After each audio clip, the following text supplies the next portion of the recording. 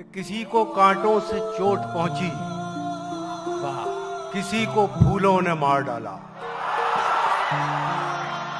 کسی کو کانٹوں سے چوٹ پہنچی، کسی کو پھولوں نے مار ڈالا. جو اس مصیبت سے بچ گئے تھے انہیں اصولوں نے مار ڈالا. بہت یہ بات الگ ہے کہ تم نہ بدلو مگر زمانہ بدل رہا. یہ بات الگ ہے کہ تم نہ بدلو مگر زمانہ بدل رہا ہے. گلاب پتھر پہ کھل رہے ہیں، چراغ آندھی میں جل رہا ہے. کسی دیوانے سے کم نہیں ہے یہ میرے اندر کا آدمی بھی. بہت اچھا. کسی دیوانے سے کم نہیں ہے یہ میرے اندر کا آدمی بھی.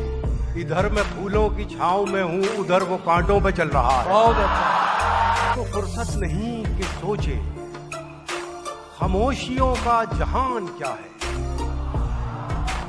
کسی کو فرصت نہیں کہ سوچے کیا بات ہے. خاموشیوں کا جہان کیا ہے. یہاں کسی سے نہ پوچھ لینا کہ آنسوؤں کی زبان